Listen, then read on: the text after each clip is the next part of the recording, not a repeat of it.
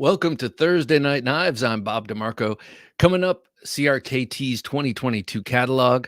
In the state of the collection, we look at all things double-edged. And then in the state of the, and then our topic of conversation is: are you a user or a collector? And actually, the state of the collection feeds directly into the user or collector, because I have a lot of double-edged knives and I never use them. Basically, hey Dave, how's it going? Happy New Year, sir. We have Dave, This Old Sword Reviews, and we have 9198 David. Happy New Year to you, sir. Welcome to the show tonight. Hey, Chris, we have Blade Ogre saying hello all. Well, hello to you, sir. Paul Brown, howdy. Great to have you here, Paul. And Byron, how you doing, Byron? Good to have you here. Hello, Junkies, Bob, Jim. Glad I missed that. Scott N, how you doing, Scott? Scott N and Scott N and Byron are both gentlemen junkies. Thank you, gentlemen. Haven't seen some of you since last year. Well, here we are. So I'm glad you're here tonight, and glad to talk about user or collector. Maybe you got a bunch of knives during the Christmas season, or maybe you just bought a bunch of knives and you're wondering, when am I going to use all these? Kevin Moore, good to have you here. The Big and ZDC. I wonder how many more knives I'll have by the end of 2022. He wonders. Hi, Bob, Jim, and fellow junkies. Well, hello, Kevin. Always a pleasure, sir. Dion Page, good to have Dion Page with us. Hello, fellow knife friends. He says, Hero Sticks, good to have Hero with us. Good to have you, Hero Sticks. Thank you, sir. Evening. Cheers to you, sir. And On the Edge 72. How are you, sir? He's had an exciting knife purchase recently. Oh, so sorry. Dion Page, I'm a user, baby. Yeah, you know what? You could extrapolate that out into life. Are you a user? Do you use people or do you collect them to use them later? No, I don't know. No, this is just about knives for sure. Okay, before we get to that, got to do a pocket check. And today's was compelling, I got to say. Two knives that I don't carry enough, but that are, man, they're awesome. The first one was a gift from viewer/listener Bill S., a stand-up guy, a gentleman, and a scholar. Hey, Brant, good to have you here, sir. And that is the CQC. Hey, Ketmuk, good to have Ketmuk Neshart with us. This is the Super CQC 15. I was carrying this today. Man alive, is this a sharp knife? That blade is really broad. Broad. Caleb Townsend missed a few weeks from busy Christmas time. Glad to finally catch another live one. Great to have you here, Caleb. I saw some of your Christmas pickups, and wow is the word I would use. Diver Dave, good to have you here. Nice watch, sir. Hi, everyone, he says. Yeah, this thing is ridiculous. Scott N says, here in Boston, we'd see use a collector. Well, which is it? A user or a collector?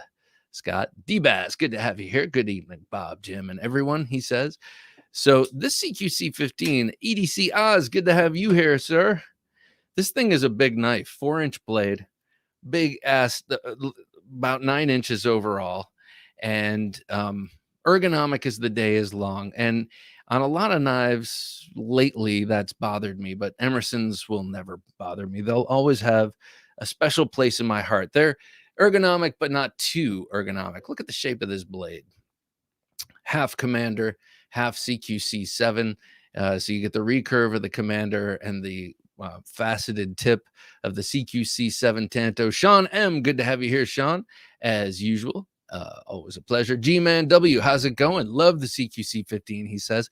Well, you know what, G-Man? The first one I had was a regular full-size one, and it had lock slip, and it's the only Emerson, actually probably the only knife besides a ZT that I've ever owned that had lock slip, where, yeah, I was dumb enough to do that, and but you know, kind of hard, and it slipped, and I could never get beyond that. I'm sorry, Jim, could you go back to the last one? Yep, yes, hit that like button. Come on. Hit that button later, knife friends, he says. Oh, or hit it now. Steve Clover, good to have you here, Steve. All the above, user, buyer, lover, collector, maker, seller. I love it. I love it. Me too. Seller probably at the end as well. Because like if you look at a list of ingredients, you know, on your breakfast cereals, the things that are the most prevalent in that recipe are at the top, and the things that are the least prevalent are at the bottom. And in my case, I just do not sell as many knives as I would like to.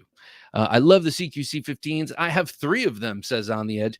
I think they look like sharks. Look at this. Does that not look like the front end of a shark, the business end, and then it kind of comes up where the gills are? But I mean, that is very shark-like.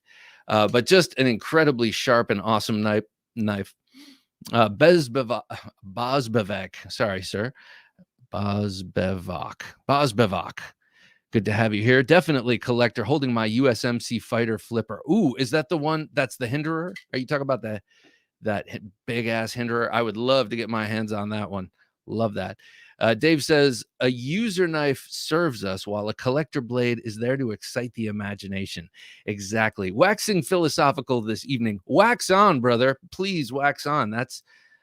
Because this is a weird thing. If you think about it, if you give yourself a little distance from it and give yourself a little bit of space, and you look at your collection, look at yourself, man, that's a weird thing to do. But just look at what you do about collecting knives, and it is weird, and it does deserve a little bit of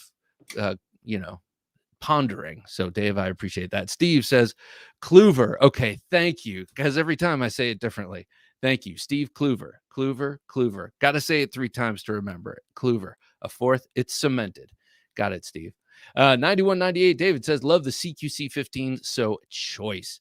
Indeed. And you know what? This was a gift. This was a gift for free. It showed up. I wasn't expecting it. And I've been very grateful to Bill, and grateful to have this in my collection. This is I think I have the super karambit. So I have 2 of the super size Emersons, and man alive, are they awesome. Diver Dave says, I have a Kershaw Emerson CQC6. What an awesome. I love almost all of the Emerson Kershaw collabs and all of the ZTs. One of the first knives. It's pretty good. Not a user, as we can't carry knives here in Singapore. Oh, wow.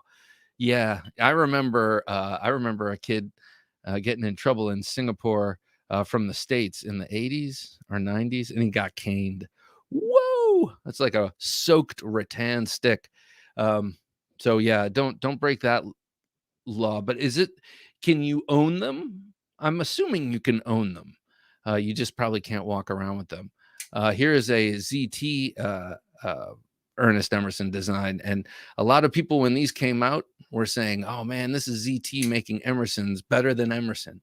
And I see what they mean in some respect, but it's kind of hard to say that about. It's like saying someone paints a Picasso better than Picasso. Mr. McKenzie, good to have you here. Can you be a user and a collector? Yes, you can. Oh, okay. And I would say that's where I am. I would say I'm a collector who uses a small percentage of his knives, only because I have nothing to. I live a suburban lifestyle because I live in the suburbs, and I have a office job, and I cut as much as I can with my knives, and believe me, that is sadly little. And my job doesn't call for a knife, except for fidgeting for creative purposes. So yes, indeed, that's long for yes, you can be both. And I say I trend towards collector, but a frustrated user. Walt Gilbert, good to have you here, Walt, always. So I'm dipping into the stream with the likely futile hope that my fiance won't be calling me at some point to rehash the argument we just had 20 times. Oh, man. Yes. Okay. I've been there plenty of times, man. I've been there plenty of times. And frequently you walk the fine line of wanting to create peace, but also not wanting to apologize because you feel you've done nothing wrong. So usually a little bit of time and reflection and putting yourself in their shoes, and hopefully they're doing the same thing. You come back together. And eventually, after that long, drawn out and painful conversation, which usually has a couple of false resolutions, you're like, okay, we're at the end of this conversation. Things are wrapping up. I said that thing. She looked at me that way. And like, I see her lightening, her mood lighten. And then you say something else and you're like, damn it, I'm such an idiot. Why didn't I just leave it there? And then it goes down a whole other tributary. So yeah, I have experience in all of that. So good luck to you, sir. we're all rooting for you. But remember, you're with her for a reason, so she's probably right about something. No doubt you're a knucklehead about something. Michael Morgan says, "Evening, Bob and Jim." Well, evening, Michael. Good to see you here, sir. Hero Stick says, "Been thinking about picking up the Emerson Sheepdog for my first Emerson. Thoughts?" Hero Sticks, for your first Emerson, my thought is no. Now that being, I'll tell you why. I had one on loan from me from that fellow there, great guy. And unfortunately, I missed an opportunity in August to meet him when he was in town here, but we just couldn't connect. But in any case, he sent me his Emerson Sheepdog to check out. It was high quality. It was great. It was very smooth. This is a Boker, but it was super smooth. I mean, it was great. The flipping action was great. Everything about it was great, except it had massive detent lash, meaning that when you held it, closed like this, you could wiggle the blade back and forth. And I think the ball was mismatched. Not that it was mismatched, but it's like they added extra circumference to the divot that the detent ball rests in. I don't know, to give it a little slop room or something, and it bothered me. So the knife was good, but it's not emblematic Emerson. It's not like classic Emerson. Emerson, you can break down. Well, now you can break down into 3 categories, as far as I see it. Those on bearings and that are flippers that are new, like the whole new ilk. And then it's the like pre-2016 or so models that had the washers and the double detent. There's a detent right up by the on the opposite side of the main detent on the spring, up in the up right here. This does not have it because this is a newer one, and that gives you that slow roll sort of action, kind of like this. Here, I'll do it down here. This has that double detent. It's one feel. It's a great feel. I love it, and you still can flick with a little wrist. And then the sort of after 2016, loosely speaking, Emersons have a single detent, like most knives, right there on the on the lock, and you can just flip them open. They have really, really great action. All of that being said, Emersons do have a very finicky childhood and adolescence. But they all blossom. In my experience, every one of them has been scary and frustrating at first. Why did I spend money on this? And then you fidget with it for a little while, and then all of a sudden, it's this incredible, smooth, amazing action and stuff. It's just part of it getting a new Emerson. I've come to, if you like them enough, you'll go through it. If you don't, you'll dip. Jared, good to have Jared Strasbaugh here. Hey, everyone, or I should say, hello, everyone. I'm not putting words in his mouth, especially not, hey. I used to be one of the knives. I use all of the knives I collect. Yeah. Okay. So this is why I was talking about, well, I got to finish up the pocket check, but that concept right there is where the whole concept for all things double edge come up, because I have a lot of things that I cannot use that I still collect that I love. I have a collection of users. I like that. That's a good answer. Chris Sabo, good to have you here, sir. Well, I'm going with Sabo until I'm corrected, because Sabo is kind of a cool thing. All right, so here you go. I had the Super CQC 15, and then I also had another one that I don't carry enough. And today, kind of like an Emerson, this thing blossomed into, it just blossomed. And so I've had this Rockwall for a little while, the tactile knife Rockwall. But today was the first day it was drop shutty. And of course, as soon as I did that and it dropped on my thumb, I was like, I opened it back up and I checked for blade wiggle or play in any direction. There's no play. Lockup is strong. Even the slow close is nice and even. It doesn't have any sort of herky jerky motion in it. This thing is just so smooth. And I know I've had this knife for quite a while. It should be like this before now. I just haven't carried it that much. And I guess at this point, I've carried it enough that it has really I didn't think it ever needed to break in, but today it was noticeably smoother. So just a great knife. This one's in 20 CV, and I really like the look of the thumb stud one. Well, I'd love to get that. Third knife, as always.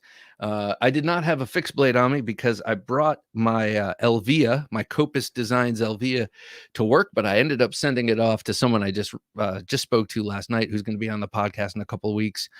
Josh Mason, Bright for War. He makes these incredible Japanese-inspired modern tactical and EDC fixed blades, and he's wrapping my Elvia with ray skin and the traditional Japanese samurai wrap. So I'm very excited about that.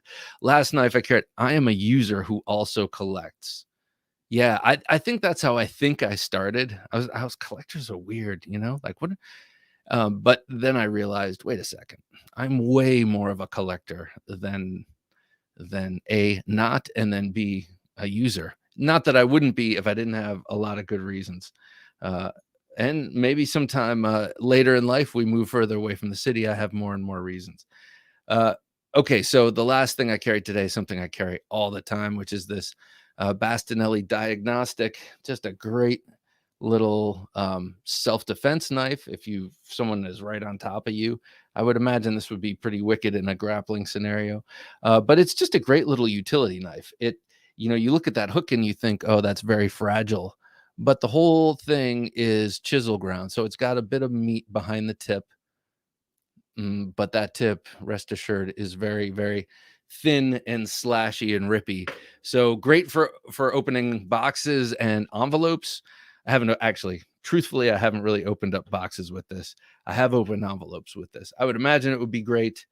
It is N690 CO. I'm not sure how long that would last, the tip, if it were going through boxes, but a great knife nonetheless. Ketmug Nesshart says, most of my life, I've been just a user. However, definitely moved into a collector territory during the past couple of years.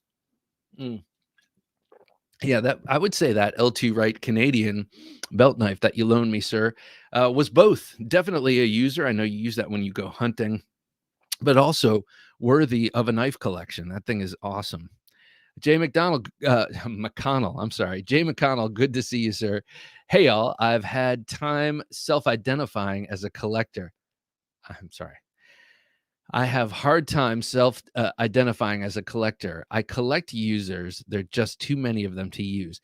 Yes, that too. Now, I mean, I've expanded way beyond that, but in terms of the folders in my collection, except for the, excessively large cold steels and such, my folders are all basically would-be users. You know what I mean? High-end users, a lot of them. But anyway, my name is David, and I'm a user. Hambone, where do you hail from? Just curious. Hambone. I used to know a David who went by Hambone, so I'm just curious. D-Bass, how you doing?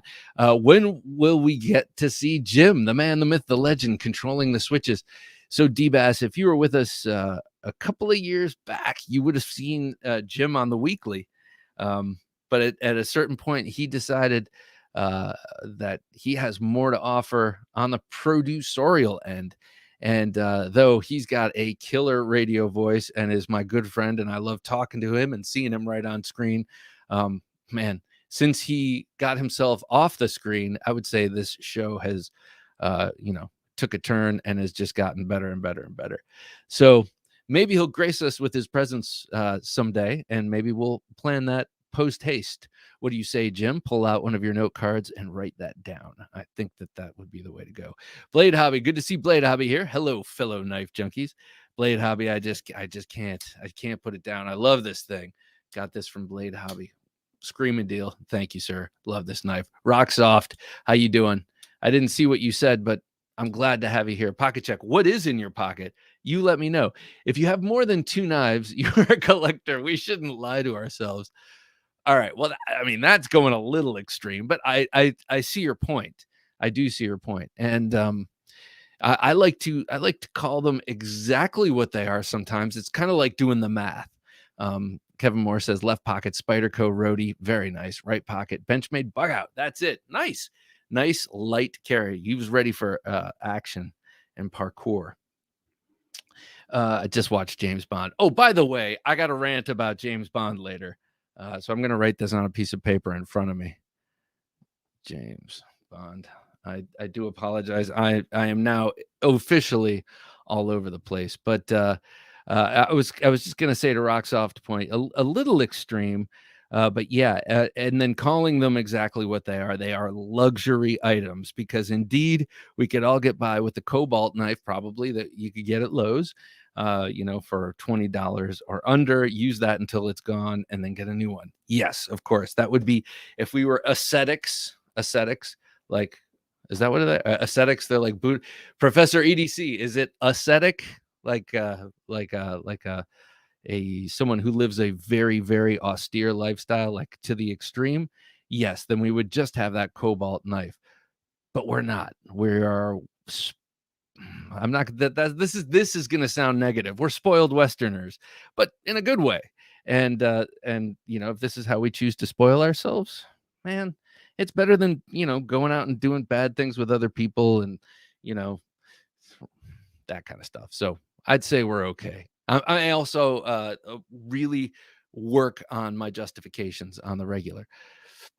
Boss says, "Hi, Bob. The Fighter Flipper by Greg Medford. God, that thing is so cool. I coveted it a long distance until Blade Show, and I got a chance to pick it up, and I was like, oh my God. I thought I had convinced my brother to buy one, actually, because he's a big World War II buff. And I was like, oh man, it's like a modern interpretation of a folding K-bar. And he's like, oh dude, I got to get that. And then I let the trail go cold. If I had worked him, I could have gotten him to buy that. And then eventually he may have given it to me because my brother's generous like that. That's how this happened in my life. Love this knife. Thank you, Beck. Blade Hobby says, I have my ZT040 with Arctic Storm fat carbon fiber scales. Nice. And a Spyderco Gale Bradley 2 for today. Very nice. And that ZT640, such a lovely knife. I didn't pull it out tonight. I just got this one, but I knew I wanted a ZT Emerson with me. And the 640 is the one that's based on the Viper 5, that one of his early tactical knives. Before he had Emerson knives and was doing the Spec War custom things. Diver Dave says, yeah, still. Oh, they still cane here. Yeah, we are allowed to own them. A few collectors here. I feel like there is definitely a guy I follow on Instagram who's soundscapist. I think he goes by, and he's got this somewhat, he's got a small in numbers collection, but he's got some crazy wild birds. Like I think he's got an Emerson Rhino, and then he's got a number of other really rare knives, which is cool. Michael Morgan says, I'm the same as Bob. Wish I had more to cut. Just to use it, it's just like walk around with your Bowie knife. You're like, oh yeah, hang on. And cut that rope, that random rope that was holding that thing that had to come down. Just cut that, and I'm going to go do this thing. And then, oh, okay. All right. And then I got a different knife for that, Oh, you need me to dispatch that squirrel? Yeah, bring it over here. Different knife for that too. So Scott N says, I'm the schlub who maintains the knives until my demise. That's not a schlub. That is giving that is not only treat your tools well and they'll treat you well, but that's giving a good example to the next generation. We could all show the next generation a little bit more self-reliance, and like maintaining a knife and not just throwing it out because it's dull. I bet that happens all the time. But then again, those knives probably aren't worthy of being made in the first place. Max the Maker says, good to have you here, Max. As always, knives in the pocket were the PM2 used to cut tape and paper, and the Razorcliff not used. There seems to be an extremely useful knife. I'm not convinced about the clip to the Razorcliffs. What's his name? What's the guy who made that knife? Or designs the John Cocktoaston. Well, let me know the Razorcliff, but that seems like an extremely useful knife. A good friend of mine carried that for a long time, almost exclusively, even when he had a number of much better knives that he could have carried. Walt Gilbert, you are 100% correct. I can't remember about what. See this, but anyway, I'm going to print that out and that screen grab, and I'm going to show it to my wife next time we have, a discussion like what we were just talking about, one of those late night discussions. Talk it out till daylight. I'm just going to pull it out and be like, baby, I am 100% correct. It says it right here. Hambone, go tell her to go sit in the corner and play her role as woman. That ought to work. Yeah, that ought to work. Yeah. This is someone who's either got way not enough experience or way too much experience. That's the lesson on how to sleep on the couch. I love my bed. B80, good to have you here. What's up, y'all? Well, it's good to have you here. B80 Buddha Flash, good to have you here, man. Hello, everyone. It's good to have Buddha Flash. He's been I know he's got a background in some of the bladed martial arts. Dave, good to have you here. Howdy, folks. He says, what is your avatar? That looked cool. It looked like it was from the side of a Greek vase. Nick EDC, hey, everybody. Hello, Nick Owl. I love the owl. Good to have you here, man. Mr. Jinx, hey, knife people. So what did you guys carry? Let me know as we move into this. Are you a collector? So let me know. G-Man, I like the double detent better than most single detent Emersons. Yeah. They are harder to maintain, though, man. I got to say, they can be very finicky when you break them down. I love a good phosphor bronze action, as do I. And they can become unrecognizably smooth, unrecognizably as washers smooth. Mr. McKinsey says, hello, Mr. McKinsey. If I haven't greeted you already, good to have you here. I've got my Doug Ritter Mini RSK Mark I in my pocket today. That's an awesome knife. I think I wanted to pull mine out just to have the axis lock out and about, but didn't. Chris's Spanx. Good to have you, Chris. I don't recognize that name. Great to have you here. What's up, knife nerds? Yeah, that's what it is. It is a gathering of eagles, but a bunch of nerdy eagles who love knives. No, I'm just kidding. We're not nerds. We're all really, really super cool here. Hello, Hero Sticks. Glad I asked. Super helpful. Oh, okay, cool. Well, I'm glad. And like the last person who said that they liked, maybe it was Scott N, said he liked the double detents better. They both have very unique feels. Very unique feels. But here's what you do. Go to Blade Forums or some other place. Maybe even ask Edwin. I think he goes to the Facebook group, but buy a used one. Get a secondhand one. It'll last you forever. And if you don't like it, you're not out all the money to get getting a new one. Plus, when you want to get a new one, it's not like you have your choice of all of their models. They kind of cycle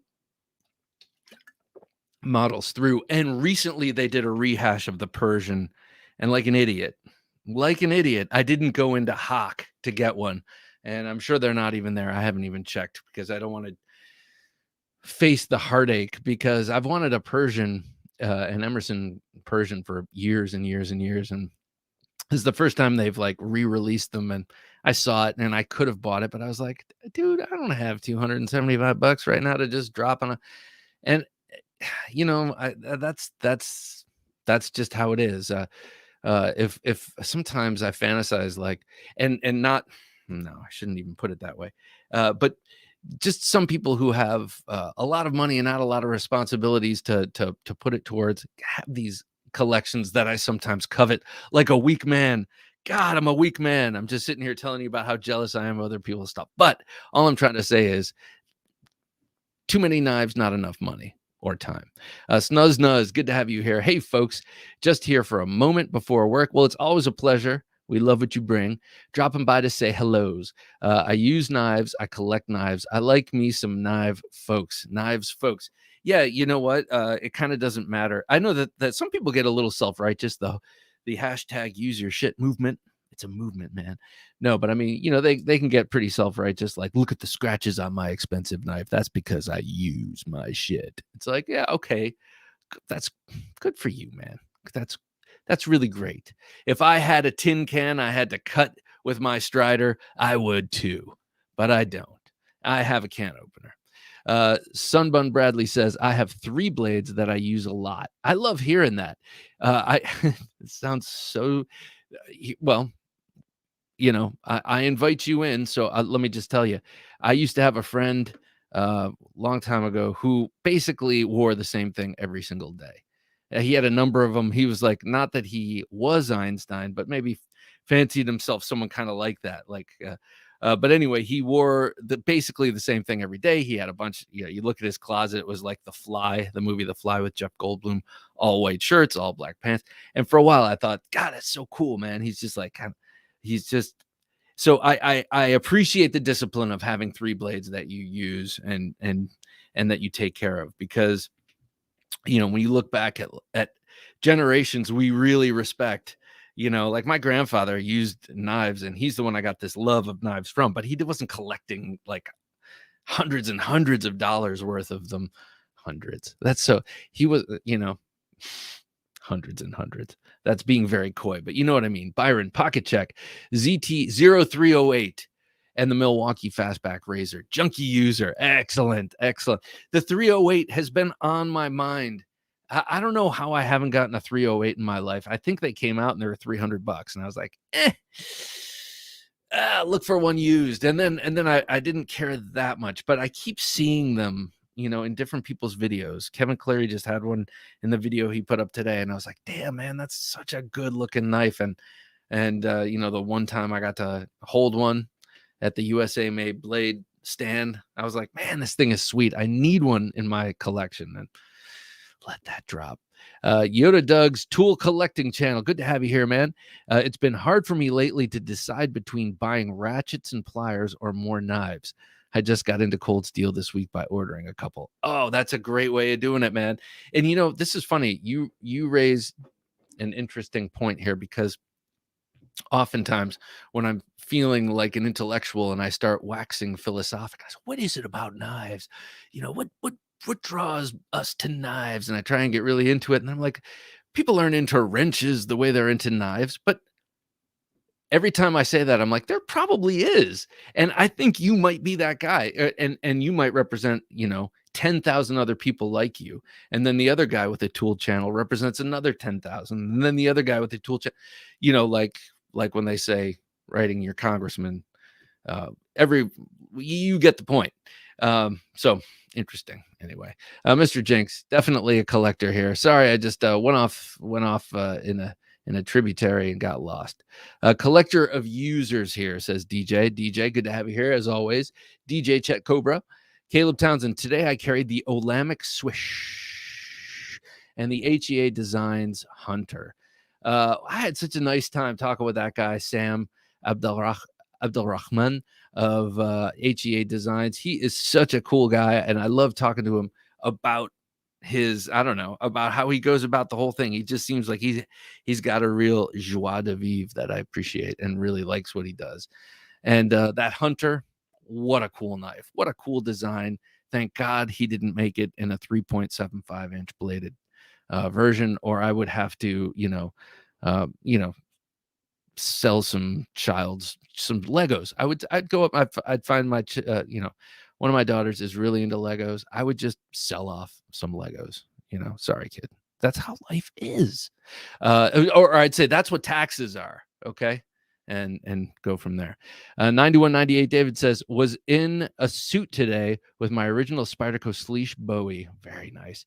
And a Chris Reeves small Sabenza 21 with Insingo blade. Interesting. So it's funny. You said Sleesh Bowie there. And I was like, yeah, that seems like a suit knife. And then when you went to small Sabenza, I was like, how about that one? How did that work in a suit? Because, even a winter weight suit, it is like a little tiny brick. Though, I mean, don't get me wrong. I've been carrying them all year. I love the Sabenzas, but classy carry nonetheless. I'm sure you look great in your suit. Dave says Microtech Exoset in the pocket. Okay, so weird.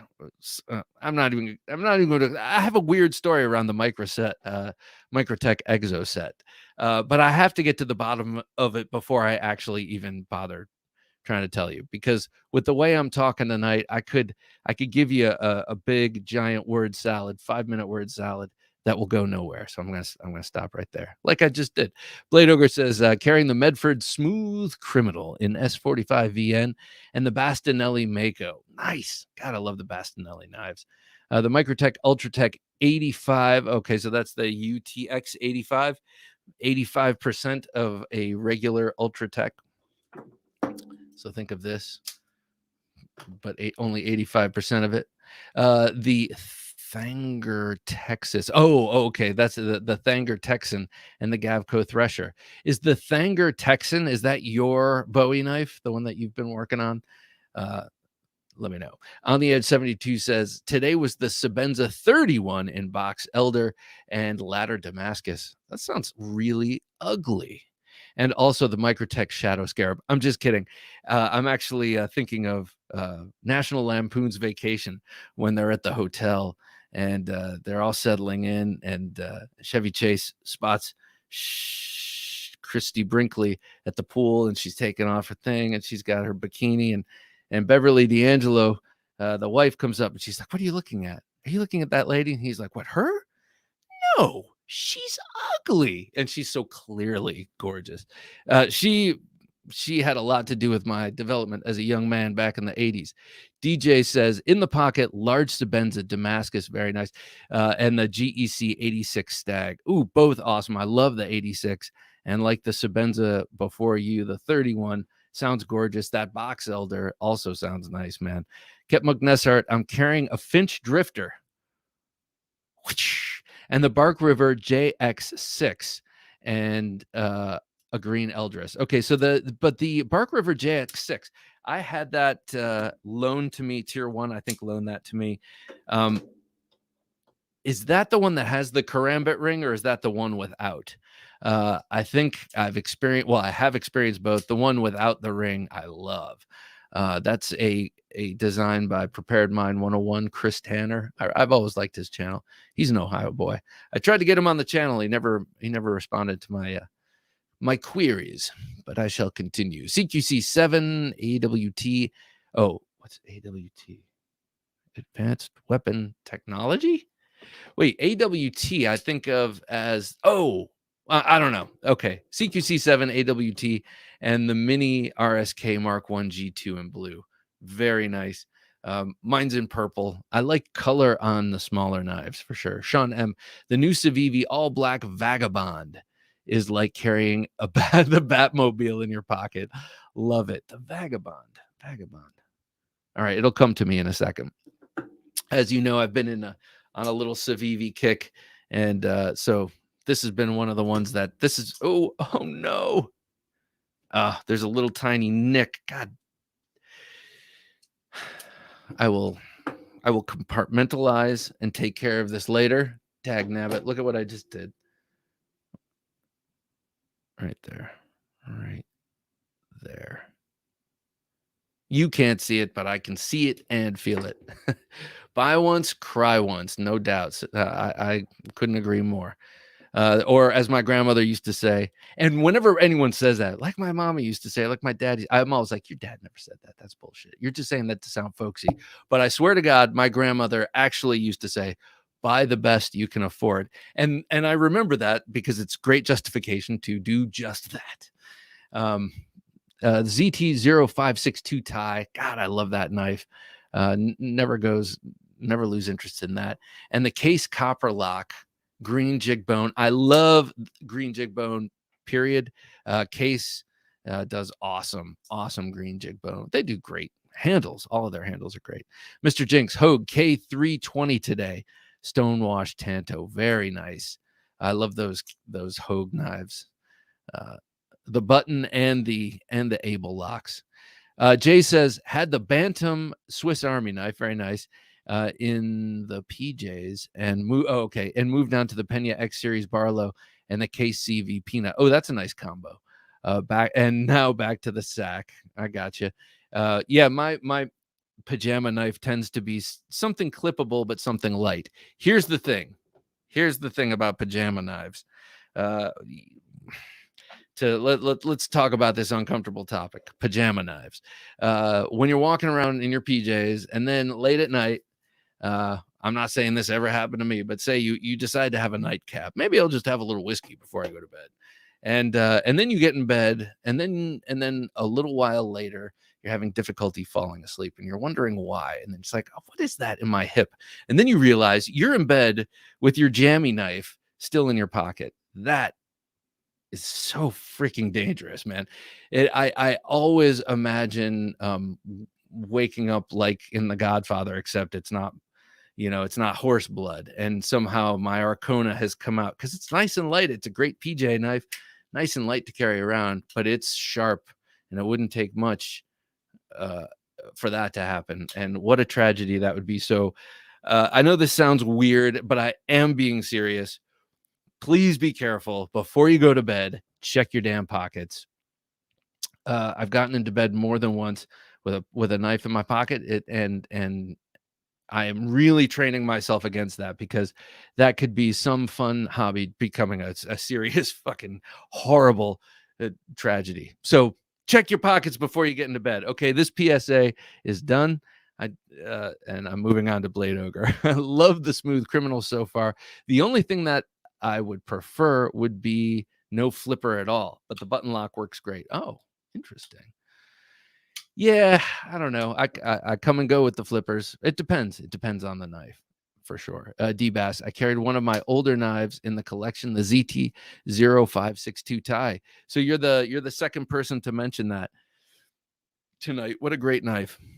It hasn't gone out of style in many, many years.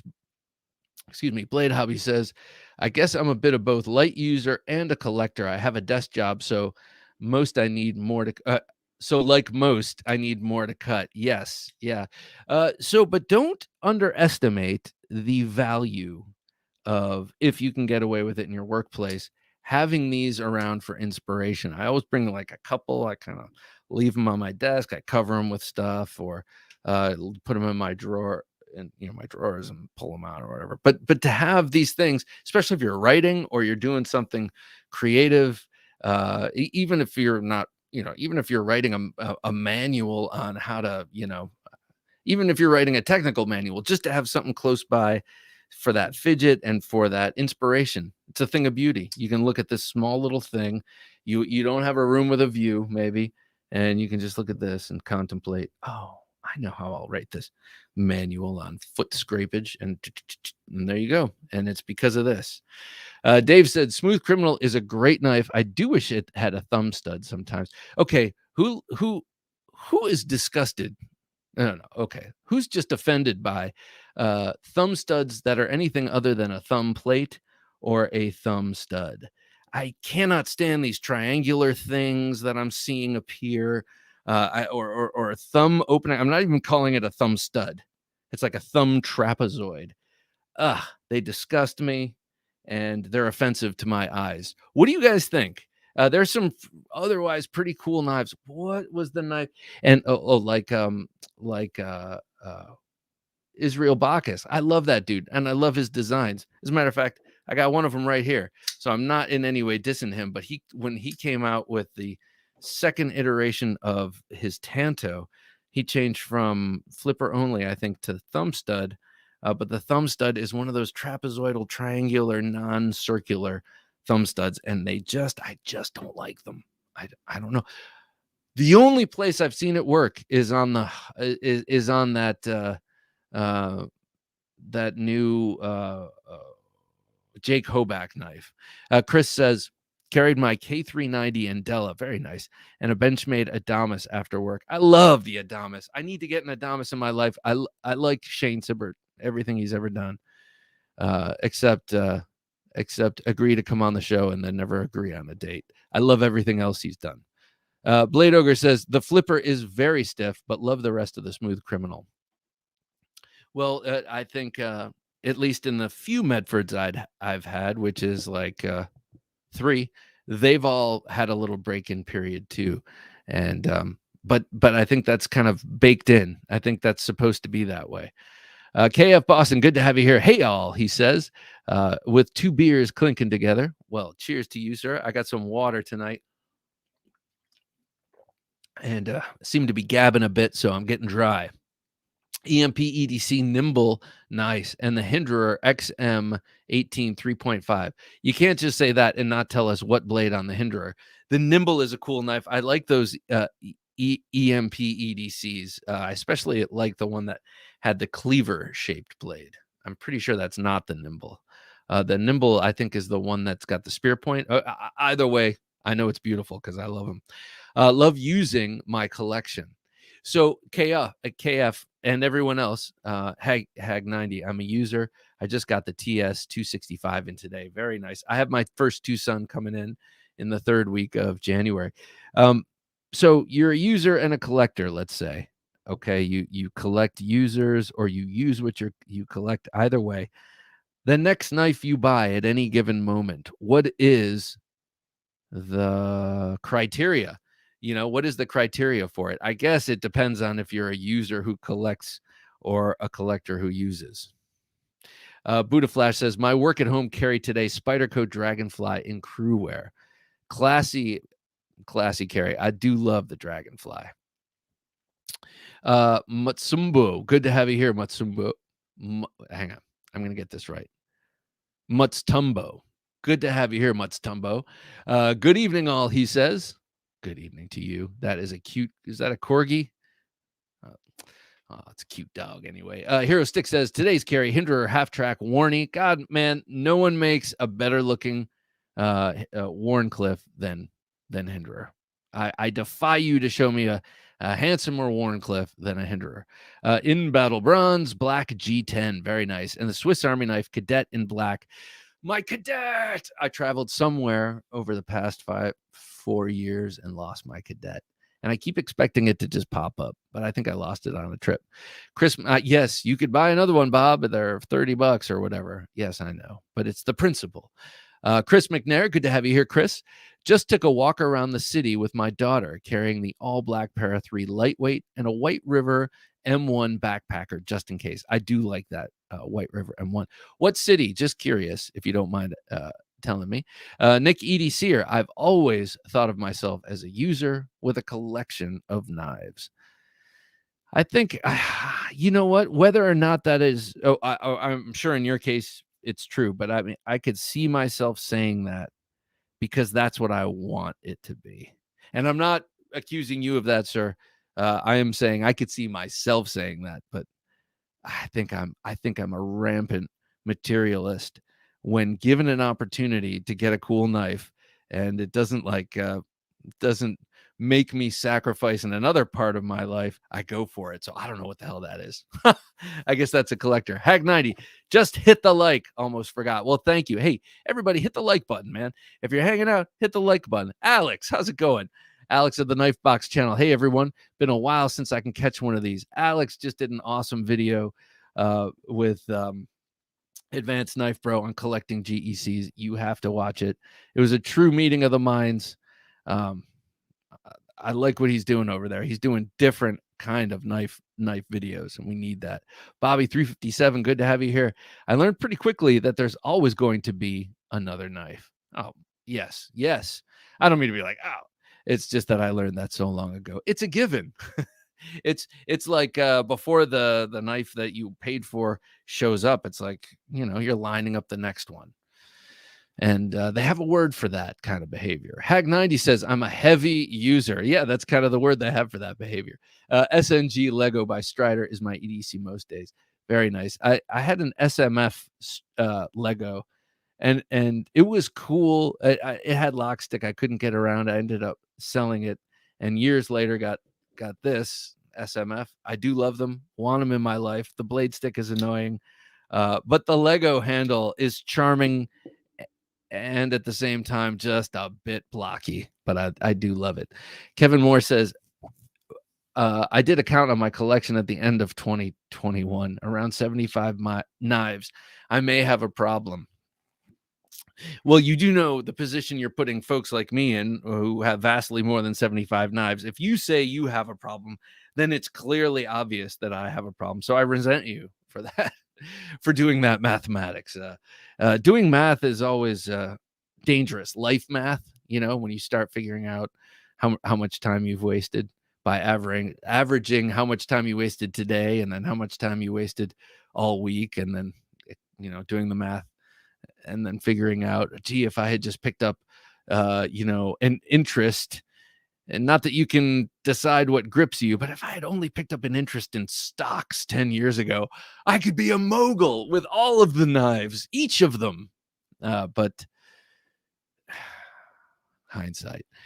Diver Dave says, Bob, that's a good tip. I used to buy knives. I buy used knives. Most of my collection I've bought used, and you get great bargains that way. And most of the secondhand stuff haven't even been used. This is so true. And there are so many knife collectors now and so many knives. And with our lifestyles, a vanishing amount of cutting actually being done, that your likelihood of getting a secondhand knife that is in almost new condition in the box with all the goodies is very, very high. For a reasonable price is very, very high. So yeah, I love getting a deal on a knife, finding, and then working with someone and they're cool and they send it to you, and you're cool and you pay them and everyone's like, yeah, that was cool. Trust. It's what makes society run, and that's just a microcosm. Bobby 357 says, knives cross the line between tool and art. Yes, I could not agree more. Yes, tool and art, indeed. So here it is, tool and art. This is my most obvious example of that, because not only is it my most beautiful knife and my most prized, one of my most prized knives, I also know the toil and the creative process and the problem solving that went into this knife. And that's what I'm always preaching to my daughters about, is that is that art is a lot, and creativity of any sort, whether you're writing code or you're making that knife or you making a painting to hang on a wall. It's so much of it is about learning how to solve the problems that come up while you're doing it. You have a vision, you have some idea of how you're going to get there, but as you're going, the terrain dictates the next move, and you have to be able to solve problems and not be stymied and figure stuff out and trust your experience. And the only way to get experience is to kind of hack through these experiences. So yeah, I agree with you. They do walk the line between tool and art. Even something as run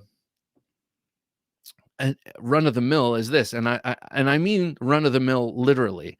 Run of the mill usually means just kind of but I mean, like, this was a big run of knives came off a mill and they produced this, still walking that line between art and tool, because obviously it's a tool, but a lot of consideration and artful thought and design went into making this, not just by the designer but by all the engineers and the people who figured out how to make it come to the table. And so yeah, I agree. That's long for I agree. Walt Gilbert says, my user is one of the most expensive blades, the AD20S. Man, the rest of them are either beaters or knives I just love, regardless of price paid. Yes. I, well, I respect that. I like that you're the one that you thump on the most is your best one. It's the best knife, so I'm going to use my best tool. That stands to reason. And then the idea of your favorites, whether they're expensive or not, really rings true. Like, who among us doesn't love the work knife? The denim work knife by Roughrider. It's a $15 knife. Everyone digs it because it's a beautiful sway back with the dimensions of the Viper, of the GEC 47, and basically, and you can thump on it and it does great work and you don't have to worry about it, and it looks good and it's pleasing and it's got great walk and talk, and it's $15. This is probably 1,000 times more than that, but I mean, I don't know how much this cost because I didn't pay for it, but I'm sure it was quite a bit of money, and I love them both. Of course, I do love the expensive one more, but that's also because it's imbued with sentimental meaning. D-Bass says, I read a recent article talking about Lego sets being worth more than gold. Insane. Geez, I do not doubt it. My daughter really wanted Reganas Magic Shadow Castle from the Elves Lego sets that they discontinued like before she was even born. And she kind of lucked into some of the Lego sets, but the ultimate one was Reganas Magic Shadow Castle. Daddy, I just want Reganas Magic Shadow. Can you please get Regana? And we're like, oh, baby. They discontinued them. The only one we can find is on eBay for like $400, and that's not happening. And it took more than a year. It's like Reganas Magic Shadow Castle would be cool someday to one. Maybe someday when I study really hard and I get a great job and I become rich, and then maybe then I can find Reganas Magic. And finally, I'm like, God damn it! There's got to be a way to get this thing. I don't want to be hearing about this from her therapist, in 2050 when I get a call from her. Dad, I've been going to therapy, and it all comes down to Reganas Magic Shadow Castle. So I looked it up. You don't have to pay $300. You can pay $150 if you go to a place and get a used Lego set where they guarantee that all the pieces are there. And you just get a giant Ziploc bag with 1,500 pieces and the instructions. Here you go. Here's your Magic Shadow Castle. She put it together, lickety split. And now I don't have to hear about that ever again. Blade Ogre says T-Hanger is a deer feeder company in Texas. They make a buck 110 look-alike with stag called the Texan. Ooh, I like that. That sounds cool. That sounds really cool. T-Hanger. Is that the... Well, Ketmuk says JS6 equals no ring. That's how I would prefer it. I always thought the JX6 with the ring was kind of half-stepping it. It's like you don't need the ring for utility purposes. And if you want that for fighting purposes... Yeah, you're gonna destroy your finger with that. So I never liked it with that. But the one without the JX6, man, it melts right in your hand. It is like an extension for sure. On the Edge says my dad is sitting here watching with me, and he carried the Spyderco Delica in Damascus that I got him for Christmas 2020. Good man. Well, welcome, sir. I hope you enjoy the. It's weird. No, I'm just kidding. Welcome, sir. I admire your carry. I do indeed. I've got my dad a bunch of knives, and he's actually really gotten into it. And so, yeah, every year I get him something new. And he's been carrying a Spyderco Kiwi at the bottom of his pocket. Byron says, Bob, guess that Finch Drifter is one of the giveaways this month. What? Guess that Finch Drifter is one of the giveaways this month. I'm not giving that away. That's mine. Oh, well, maybe now that I damaged it, maybe I'll give it away. Caleb says, damaged it right here. Oh, it's embarrassing. At least I didn't drop it on the tip.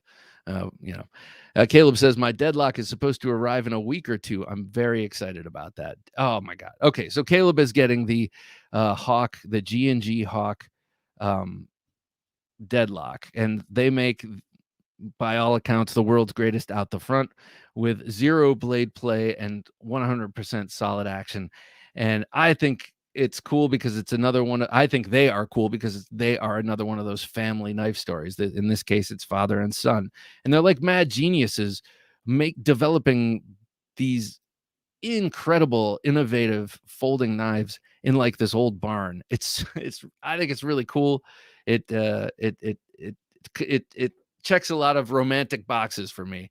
It's like a American dream story, and they're building these like really high-tech, awesome knives.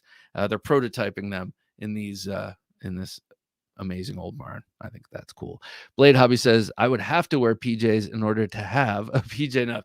Hey, Blade Hobby, you know what you get? You get one of those shoulder slings, you have it on you all the time. Gear ND, good to have you here, sir. Your jammy knife should be an SP Bean. Oh, man. Wouldn't even notice it. Or maybe you'd end up somewhere you enjoy.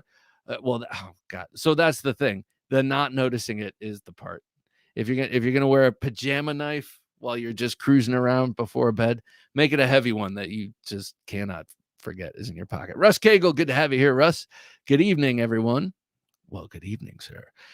Jared says, must be a thing tonight carrying the 5.62. Yeah, exactly. So I had the first run of the 5.62. It was in LMAX, I think, and Black G10. And then they discontinued that model for a while. And then they came back with the, and at the same time, they had the one with the carbon fiber and M390 or something like that. and then they discontinued the model, and then they came back with the Thai version, and ever since then it's gone gangbusters. People are crazy about it. Byron says, are you glad to see my honey? Oh yeah, are you glad to see me, honey? Or did you bring me a spotted to bed again? Oh dear. Well, yeah, that's funny. Yeah, yeah, right. That way you won't forget. Blade says, like the Scallywag Privateer, found the T-Hanger Texan on eBay and haven't heard of either at all. Both are good knives for being so unknown. Scallywag is known. I'm sorry. Scallywag Tactical, I feel, is known more in the tactical world than it is necessarily, like in the gun world, than it is necessarily in the knife world.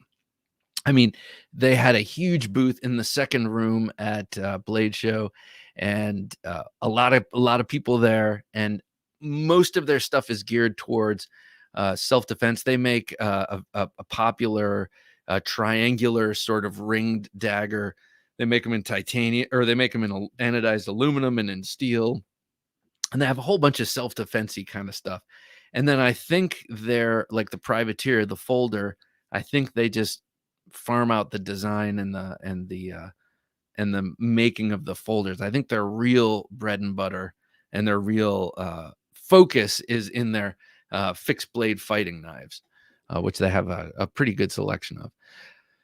Broke out a classic today, says Russ, the 20 CV Kershaw bare knuckle. I love the damn bare knuckle. I had one in 14C28 and I gave it to my buddy. He still carries it and loves it. And I have never reacquired it. And you know, you kind of feel stupid doing that. And my good excuse for not reacquiring it is it's got a 3.25 inch blade. So it comes in a little bit under for my taste. And also the assisted open, just can't get around that. Blame Dexter says, hey, Blame Dexter, good to have you here. No, I said that. He says, hi, I'm definitely more of a collector. When I first started collecting a little over a year ago, I was pretty paranoid about using my knives. Now I'm less anal, about it. Well, you know, funny thing is like you start to realize steel is a really hard material. Hardened blade steel is a really hard material. And generally, if you're using it like a knife, it's going to be fine and probably won't be scratched.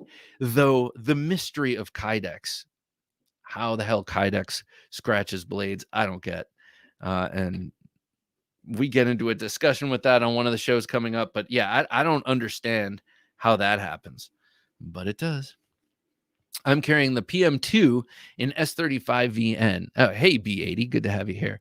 And a 50s Shapelace Diamond Edge Barlow from the 1950s. I don't recognize the name. Oh, I didn't say it right. Shapleys. And a 1950s Shapleys Diamond Edge Barlow with immaculate saw cut bone. Ooh, that sounds nice. Now, I love a Barlow. I love immaculate saw cut bone. And 1950s sounds awesome. I love it. I love carrying old slip joints. Robert Schmidt, good to have you here. Robert, I have over 300 knives, but it could be reduced to 30 and I'd be good. We all have our favorites. I use the knives in my pocket regardless of what it is. Okay, so here's the thing. Here's a question. Do you have a hard time? Okay, so when I have these big ideas, I'm gonna sell all these knives. I'm gonna really be disciplined. I'm gonna pare it down to the essentials, you know, and shed some fat and get down to fighting weight with my collection. And then I get home and then I get around them and I'm like, yeah, but I mean, clearly I'm not getting rid of this one. And then clearly I'm not getting rid of this one because so-and-so gave it to me. And then this one, this is my only button lock. And then this one is my red version of this. You know, it becomes harder and harder once you're around all these cool knives to actually get rid of them, at least for me. The Shapely's Barlow is sister of Keen Cutter. Oh, cool. I have a Keen Cutter. I'm going to have to go through my collection, and something my brother or my grandpa gave me, I think, is a Keen Cutter. Russ Cagle says, I'm more of a collector. I carry every day, but as a real estate agent, they don't get used as much as I would like. Yeah. Well, you know what? maybe you could figure out some ways. They might seem gratuitous at first, but then, flash forward 10 years. Now the real estate business doesn't even understand how it operated without the knife business, because there are so many things that you have to do with knives to sell houses. Somehow you could make that happen if you really wanted to. Walt says, my next buy actually last night was the QSP Penguin in blue frag titanium and 154 cm. I love 154 cm. I don't know why I've been sleeping on the QSP Penguin for so long, but I just put it in my Amazon bucket, and I'm going to be ordering it next time I do the order. I don't just like put something in and buy it. I let it accumulate, and then I do a big order. And I got the one with the denim. I'm excited for denim micarta. Hey, James, good to have James here. James Moore, bringing some class to this collection of rabble. No, I'm just kidding. You're rabble too, sir. Rabble with a fine ass knife collection. Bobby 357 says, I'm a collector who has user knives and knives I never use. Yeah. Here. Let me show you a knife I never use. Here's a sheath my brother made me. Just a beautiful sheath. He does awesome work when he is in a leather phase. But this knife I never, ever use. And it is my attention to detail mercantile double-edged fighter and bayonet grind with tortoiseshell and brass. And this thing, hey, Matt, good to have you here. We have Matt Harvey with us. This thing is just butter in every regard. It's balanced perfectly for a fighting knife. It feels so good in hand. I am a diehard fan of tortoiseshell. I love it with the black. It's hollow ground. It's sharp as hell on both edges. Cool thing when I picked this up from Douglas Esposito's shop is he left this unsharpened, even though I ordered it that way, and he double checked with me because it's not exactly 100% legal to have where I am. But I said, yes, of course, do it. I love this thing. I have no reason to carry it or to use it. Like I can't even, like I have some cool little combative knives that I don't use that I at least can carry because they're small enough. This is large enough that I can't carry it. I'm not going to use it for anything, but man, my life would be just one tiny shade darker without it. Matt Harvey says, hey, Bob, I miss your spur of the moment Walmart knife buys. You know what, dude? My Walmart, both of them, I live close to DC, and both of the Walmarts near me have been 100% sanitized, where if you like, they don't even want to sell you the knives they have. They have removed them. You can't touch them. They're now even in the clamshell. Now they have this haphazard bullshit display where it's just a glass display, and then they have these little lucite things that I've bought marijuana out of in the old days, and then they just have little the knives sticking in them like this, and you're supposed to walk up and then you have to hail someone who works at Walmart, and that takes 15 minutes to come over, and then you have to be like, that knife, no, the one next, no, the one that says Buck, no, the one, yeah, that one, can you, there's a box, it's right over there, I can see it, it's on the shelf, it's the Buck, no, up. So it's not, I mean, you can't even go there now and get a $4. Well, that's not true. Actually, I could get an Ozark Trail knife. Maybe that's what I'll do next. Ozark Trail. But man, I used to count on going to Walmart at lunch every once in a while if I just needed a quick fix. And now you can't, they make it so hard that you can't even get a quick fix from Walmart on a cheap ass knife. It's terrible. Hag90 says, the Knife Junkie has some of the most unique knives I've seen. Great collection on your end. Thank you, Hag. I really, really appreciate that. I think that is just probably because I really, I like them all. I like them all. I like all knives, and have an insatiable, appetite for them. And I'm not big into like gadgets, like electronics, and I don't care, like, it's my wife who's like, we got to get a new TV. I'm like, all right. And I work in that field too. And I'm just like, yeah, the blacks are terrible, but I can live with it. and my wife couldn't, so we got a new TV. So uh, what I'm trying to say is, when I spend money frivolously, it's pretty much 100% on this. And I bought a pair of expensive boots once, and I love them, and I wear them all the time. So that's, thank God I don't like video games. Thank God I don't have other expensive distractions. Cars, I like them, but um, you know, you're not going to see me like, I have 100,000 miles on my Honda.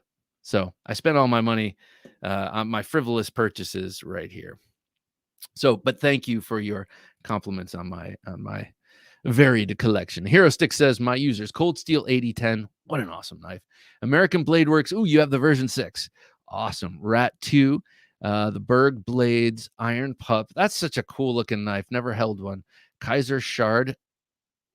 I'm curious about which one. They have a number of, I think they have 2 of them for little jobs, because that's that long, slender. That's a cool little knife. Buck 110 and Condor machete for really hard use in the woods.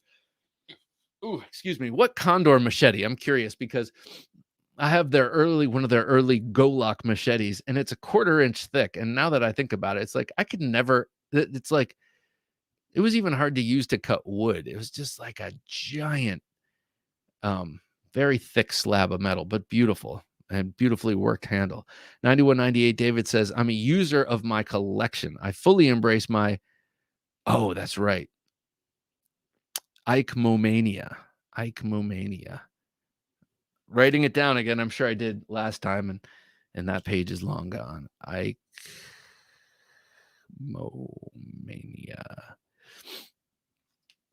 So I'm talking about all things double-edged tonight.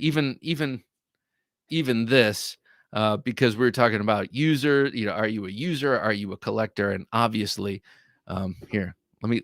Obviously, this is another great reason to pull out another cool knife that I can't use for anything, but the Spartan Harzy dagger. Hey, Greg, good to have you here. Made it tonight. User more, but mostly for opening boxes. Is it opening boxes with more knives? I hope, sir.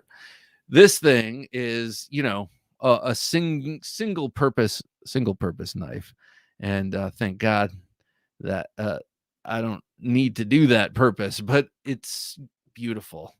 It's beautiful, and it's modern, but it's also a design that, you could see something almost exactly like this in the Middle Ages. It almost looks like a Crusader dagger or something. Cue Ball, good to have you here, Cue Ball. I'm so happy that I know about your channel now. Oh man, thank you. I appreciate that. Well, cool. Welcome.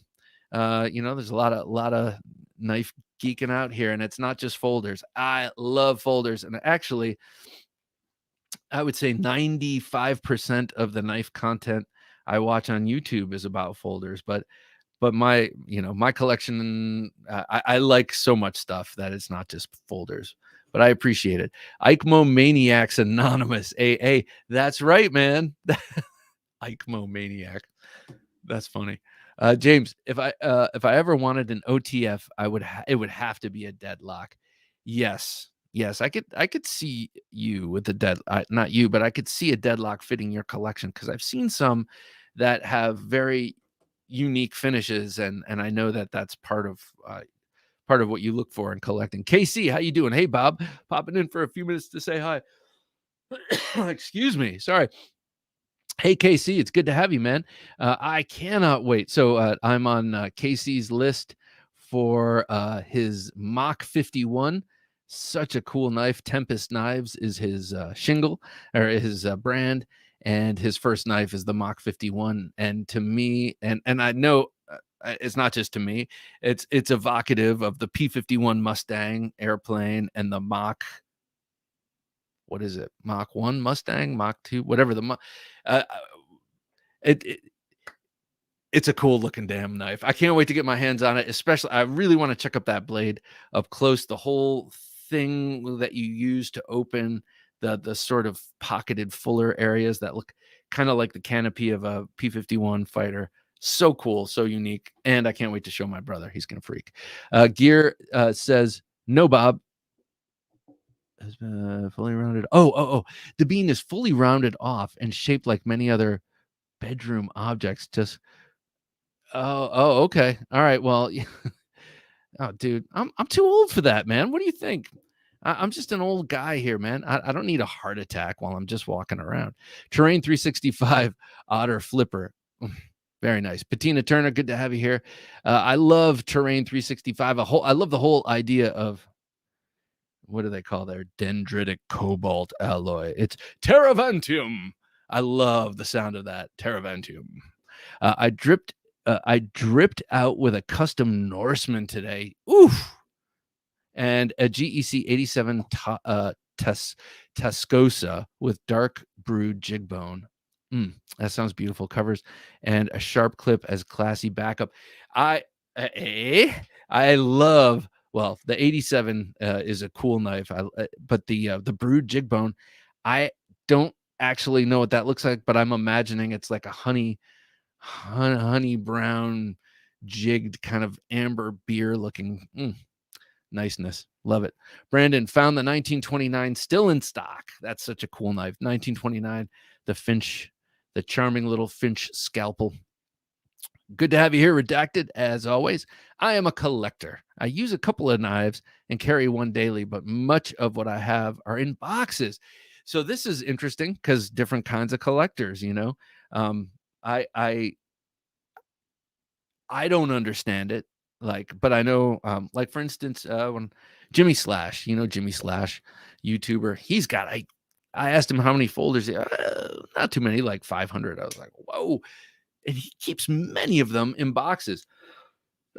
And that's a different sort of collector mentality that I don't get. I understand it, but it's not in my blood. It's sort of like when you buy, like toy collectors keep everything in the box and keep it pure. I understand it. With knives, I would just be too tempted to pull them out, play with them. James says, I think I'm a collector looking for reasons to be a user. Well said. Got the Lespect. Can you go back, Jim? He got the Lespect liner lock. David Lespect stuff is so amazing.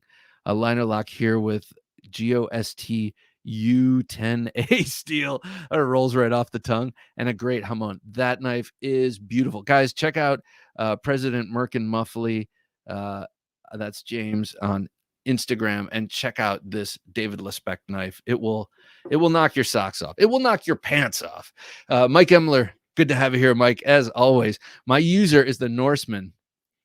My user is a Norseman. I mean, that's pretty awesome. I have never had a Norseman, and I look at them and I see how useful they could be with that blade shape, but they seem so precious to me that I wouldn't want to use them. But again, I know once you have that knife in hand, it probably just screams out, cut.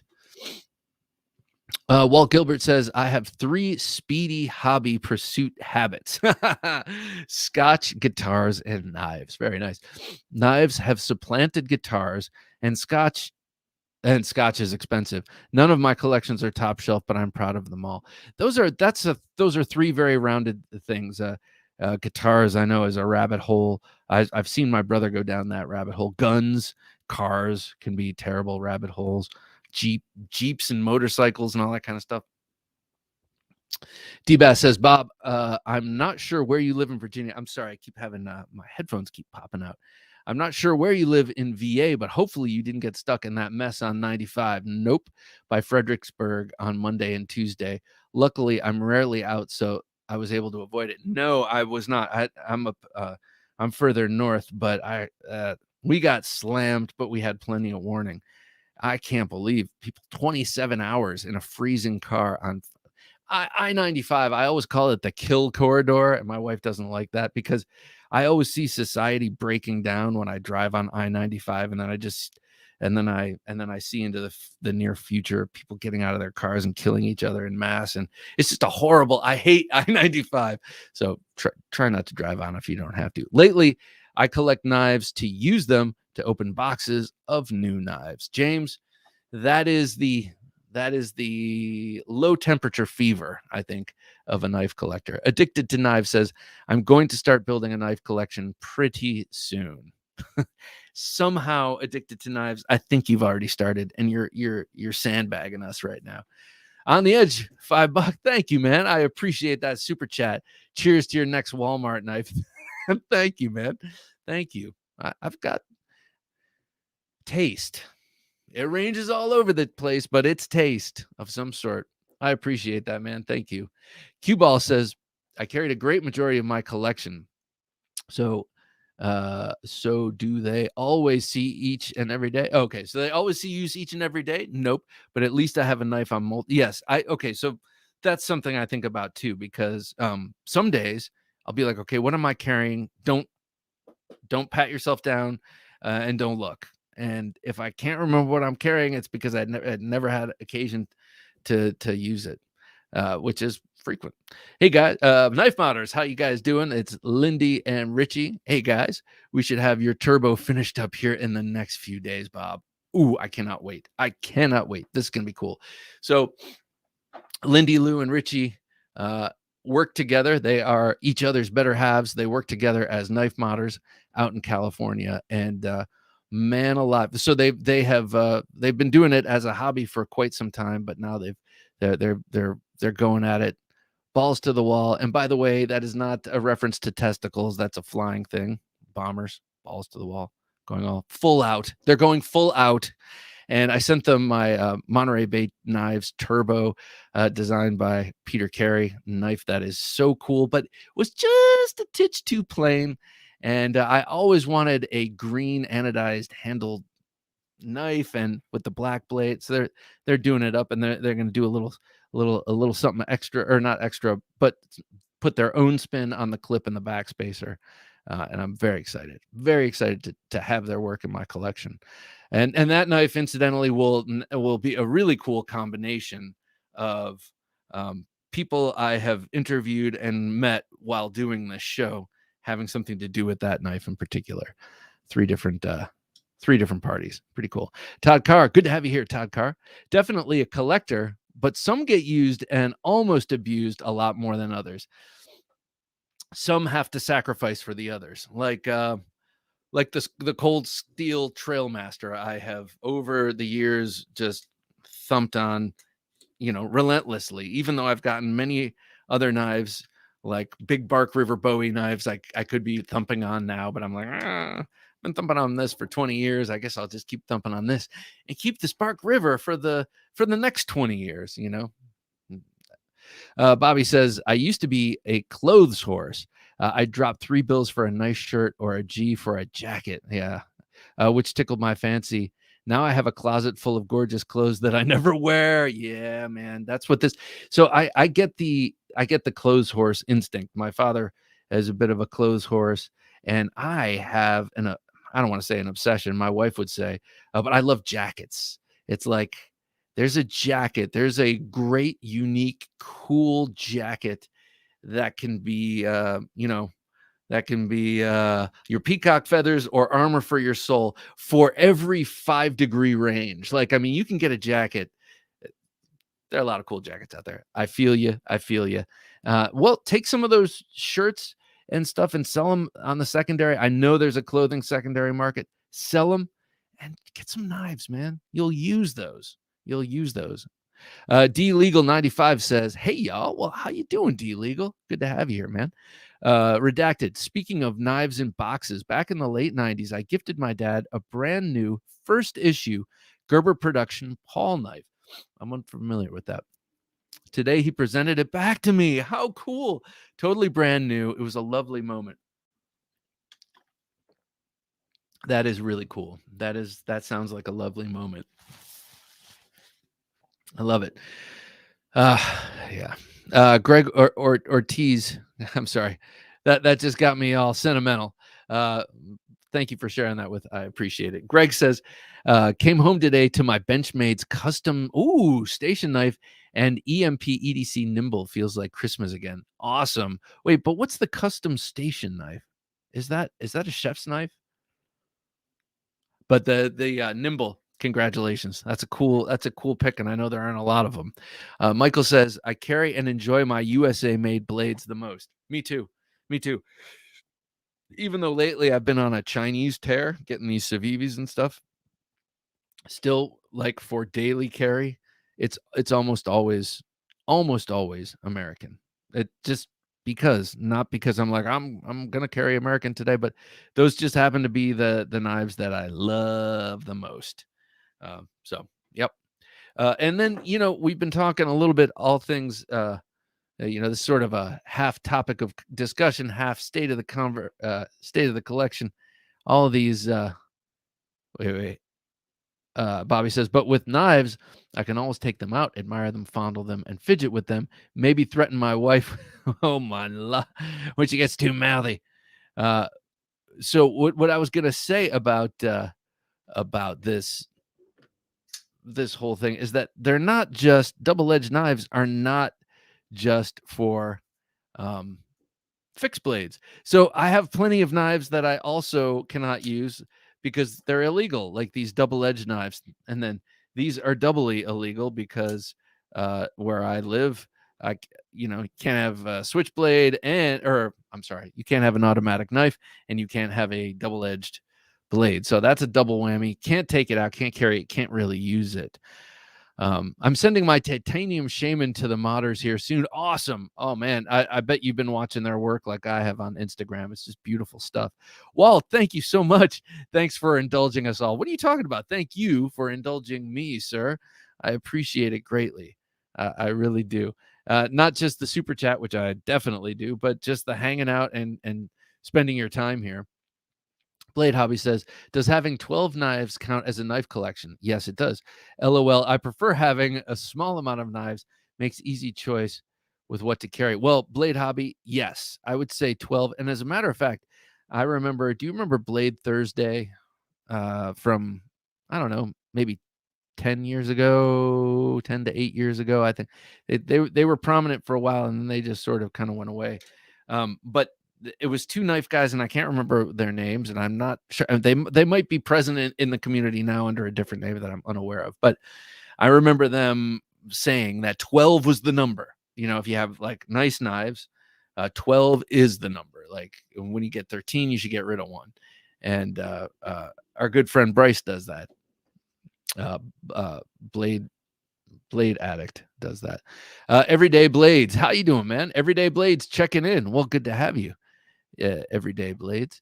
Bobby says knives are the ultimate collectible for guys because they are tools and are tangible. All you can do with a coin or a stamp or a card is look at it. That's right. I agree with you because it doesn't really matter who the guy is. If you pull out a knife and show them, most guys are like, oh, cool. Even if they're not into knives, they're gonna be like, oh, they're gonna stop for a second in a minute. Look at that. Like, even if it's just like, oh, I remember I used to have a pocket knife. I remember I used to be cool when I was like 8. What happened to me? Most guys will gravitate towards the knife. So I agree with you. Tangible and tool, and also just pleasing. And then it also empowers us with this feeling of self-reliance that is hard to deny. Gear says, I've got a few I treat like queens, but abuse the rest. Yeah.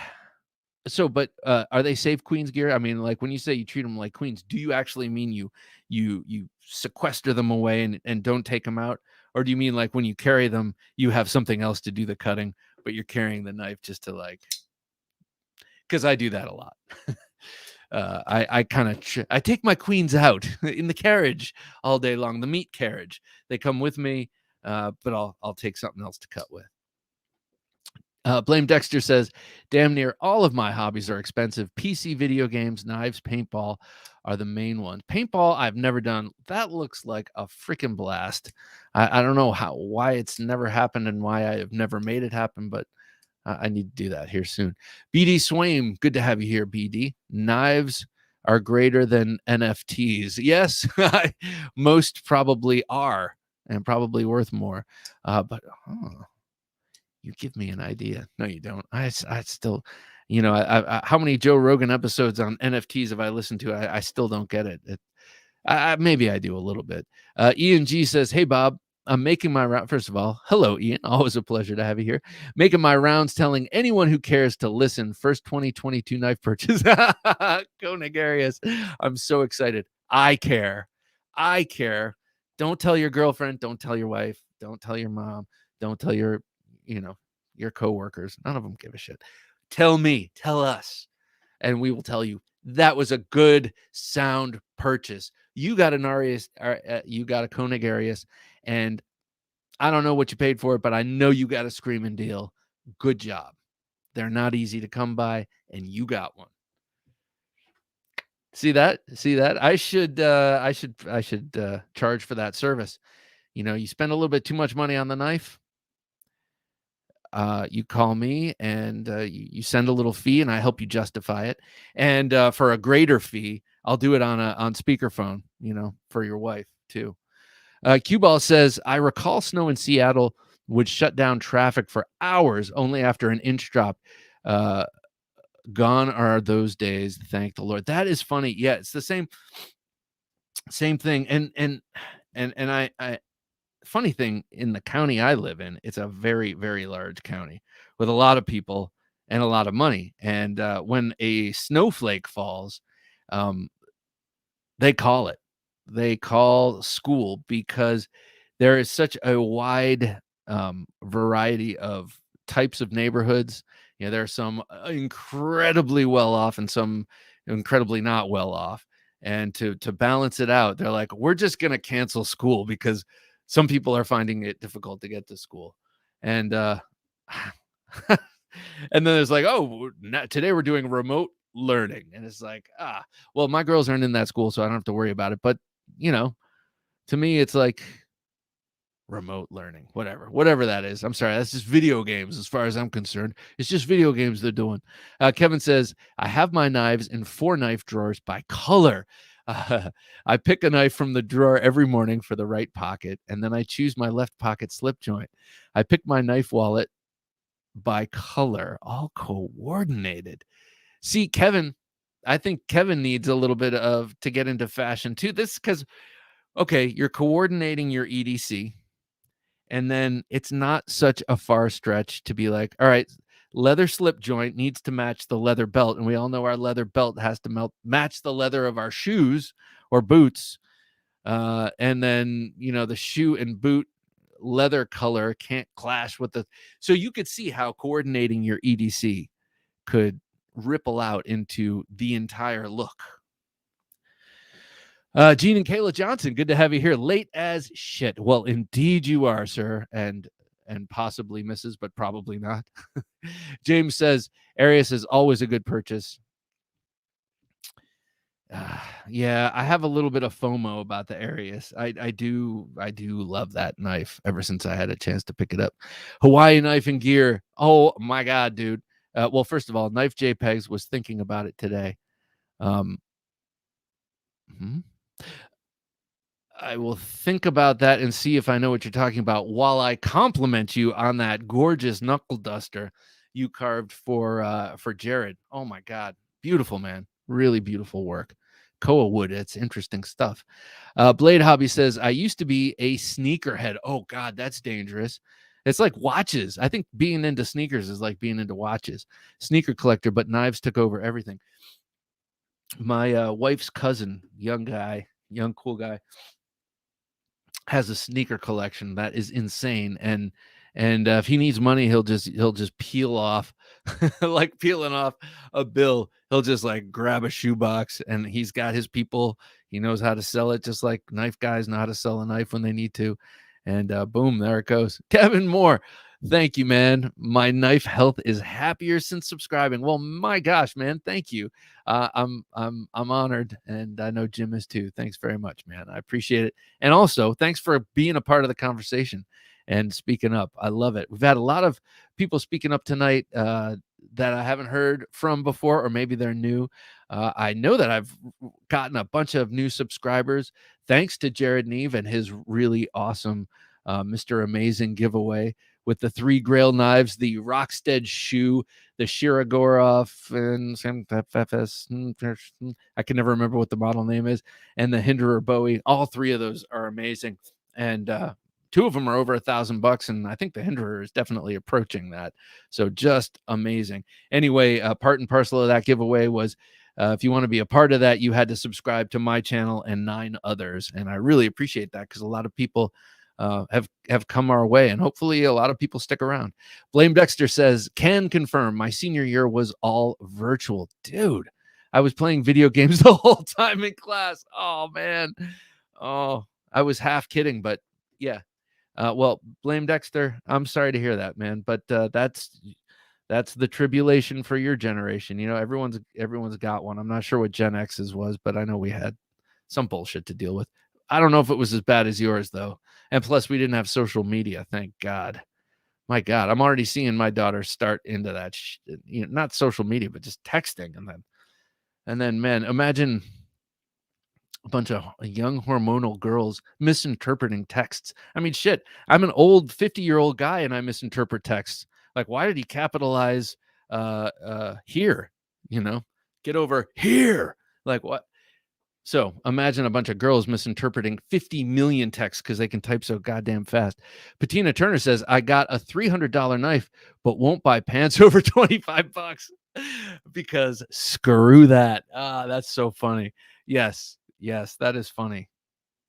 It makes me think of the Tyler Durden quote from Fight Club, where he's like, you know, in his ideal world, I can't remember what the quote was, but the gist of it is, in his ideal world, we'd all have things that last. We'd all have one pair of leather pants, one leather shirt, and we'd wear it into the ground.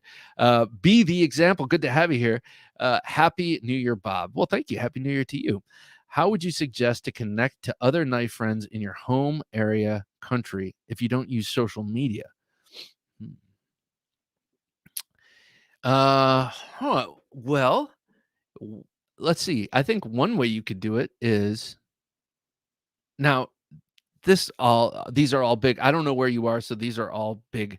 It depends on type statements, but if you're in a place with a variety of martial arts, you might do you might canvass the martial arts schools, see if there's a system there that you like, that maybe a Filipino system that involves knives, that would that or another something else. Krav Maga involves knives. You can get you know, Libra fighting involved, you know, it's all knife. And so maybe you get involved with a martial art like that, that involves knives, or maybe you're in a place that has guns and gun ranges. I'm not sure if you're in the United States, but maybe going to gun ranges. You know, most of the gun ranges I can think of sell knives also and have like-minded individuals.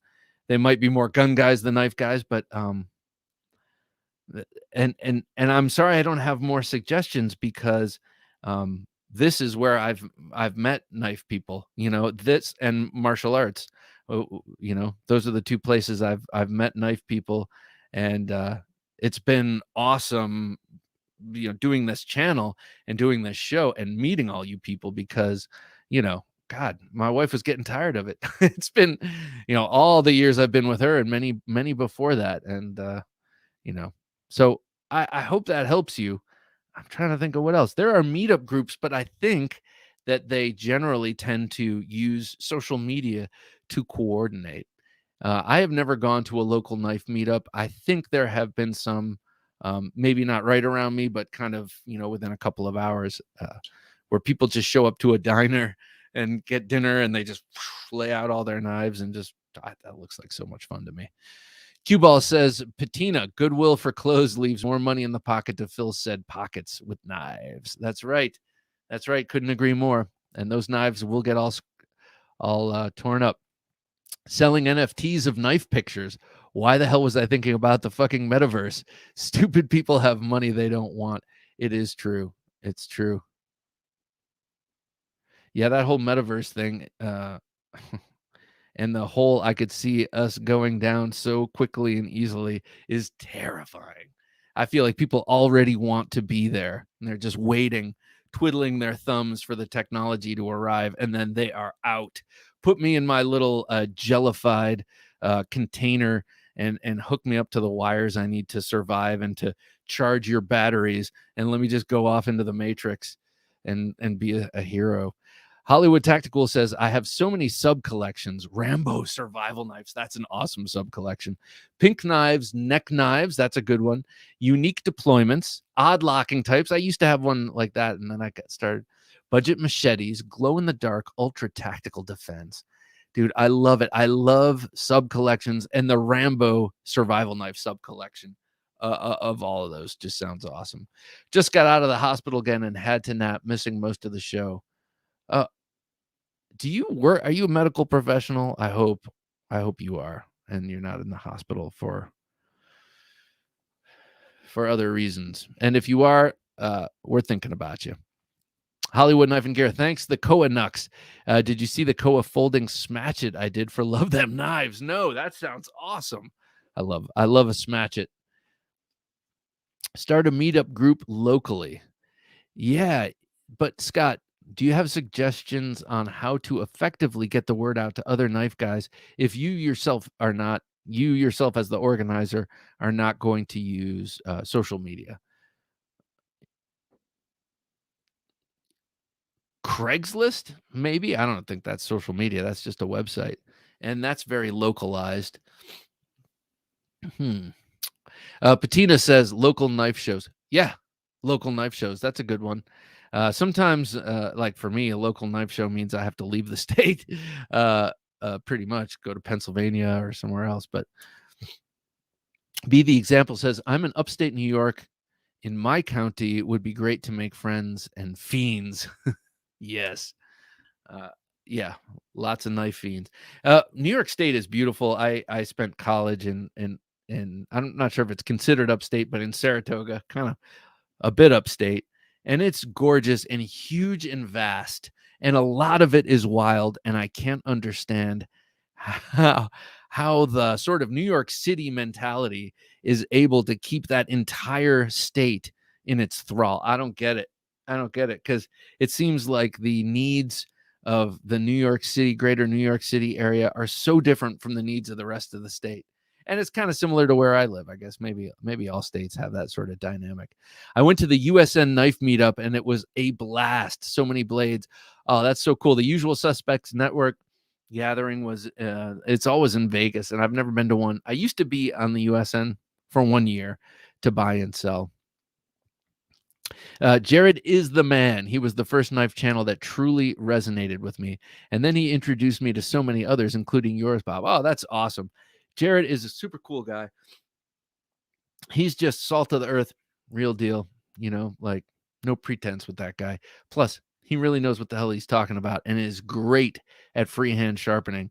If anyone drops their knife on its tip and needs tip repair, he is the man. Or if you just need a wickedly sharp blade, and the couple of times he's sharpened 4 of my knives, and each time he has asked me what kind of edge I want, and then I always defer to him. I say, what kind of edge do you think this steel needs for the kind of cutting I want to do, theoretically, if I were to use it? And he will make suggestions for the steel about, I think you should have a toothy edge, or this should be a mirror polish, whatever it is.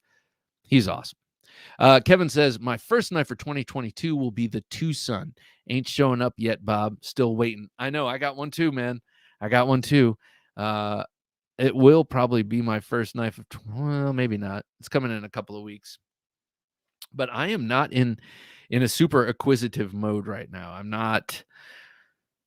I feel like I'm saving my shekels for the good stuff. I really want to get, and I'm sorry if you have a problem with this. Well, I'm not sorry, but if you have a problem with this, stick it in your ear. I really want to get a SOCOM Bravo, the Reich knife made Bravo. I've never experienced a Reich knife, and I love my SOCOM Elite. I would love to check this out. It looks like it's from all accounts, it seems pretty damn good. I'd like to get that. I would love to get the Garza Tactical. Is that what it's called? That thing is freaking sweet too. EDC. But my point is, I'm less likely right now to grab a whole bunch of smaller things that I want, and I'm more likely right now to save up and maybe sell a couple of things so I can get a couple of these expensive ones that I'm really looking at right now. EDC Oz says, get well soon, Hollywood. Hope the foot's... Oh, that's what it was. I'm sorry, Hollywood Tactical. I forgot it was foot surgery, man. Yeah, I hope you're better real soon. Gene and Kayla say, a knife can bring people... A knife can bring people together like crazy. Think about it, left of right, rich or poor, smart or like me. We all use knives. Yeah, well, exactly. Exactly. It is one of those things that everybody uses. And I believe that some people, that more than just knife people, well, I don't know. I don't know. That's like UFO people who are like, who think everything's a UFO. Maybe I think everyone thinks knives are just great, even if they don't love them. Whatever. D-Bass, Bob, speaking of knife meetups, we really need to do one. Gather everyone from the DMV area. That would be awesome. That would be awesome. Excuse me. I don't know. I'm getting all stuffy. I hope I'm not getting sick. No, I'm not. I'm not. Hollywood Tactical says the Knife Junkie, they cut my bone off, then repinned it back to my foot with titanium screws. They didn't offer my Carta. I like the titanium, though. That's pretty cool, man. And it also means you won't set off metal detectors. I've heard that's a serious pain in the ass. People in the old days got pins made out of steel. Brandon, that's a great idea. Instead of explaining new knives to the wife, I'll switch it up with a Rambo survival knife. Yeah, exactly. It's a part of history, babe. I mean, I'm just, look, if we don't maintain our history, we're doomed to repeat it. The SOCOM Bravo is super sweet looking, says B80. I agree, man. I mean, I've always loved the SOCOM. Just that platform is just gorgeous. This one also is the first SOCOM where you can wear, well, actually, that is not completely true, but it's tip up. It's tip up, and most SOCOMs are not. And that is also exciting. Josh Worth, Josh, good to have you here. SOCOM Bravo or the CKF Sakosha? I missed my first target, the 3V Warney Eclipse. Oh, God, I love the Warney Eclipse.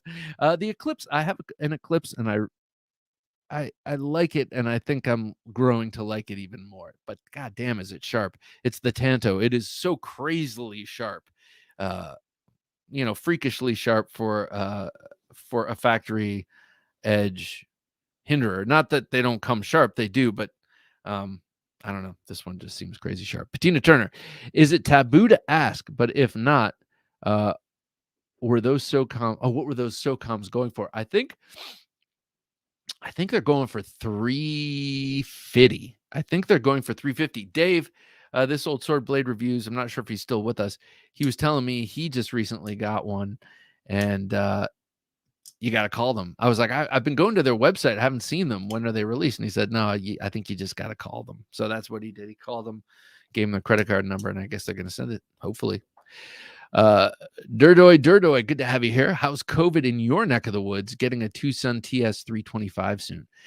COVID in my neck of the woods is, with every new release. I live in a pretty congested neck of the woods, so it's as bad as it is everywhere. Anecdotally, everyone I've heard of around here and in Ohio, where my folks live, who are getting it, it's extremely mild compared, especially to what I had, and then the Delta version that came after. Well, getting through, and I'm glad I have natural immunity now, and I have that other experimental drug coursing through my veins. But I guess after 3 months, it doesn't matter anyway. So. Still sticking to my $300 limit. Michael, that's a wise limit. That's a wise limit. Then again, sometimes a knife design comes along that might urge you to spend just a little bit more. Who knows? Maybe it's this. And I just pull this out because I love this thing. I would have paid a stupid amount of money to get a VSEP when I got this, because it was at a point where for quite some time you just could not find them. You just couldn't find them. And then a dude in Singapore sold this to me, and it took forever to get here. And I thought for sure that it ended up lost in the mail somewhere. And then it just, boom, just arrived one day. I was like, oh, thank you. But just such a great knife. But a skosh over 300. Is it worth it? In my book, yes. In yours, it might not be. as Nutton would say, your mileage may vary. Your mileage may vary. All right, so we'll probably. I want to get to the.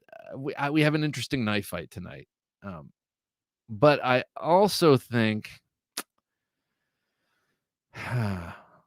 Well, actually, I do want to do this. I want to take a quick look at a couple of the CRKT things coming out, knives coming out in 2022, because I just want to talk about it for just a quick second. But yep, the January Gentleman Junkie knife giveaway Thursday, January 20th. To be 100% honest and frank, I have not decided what the giveaway knife will be, but something cool. It always is.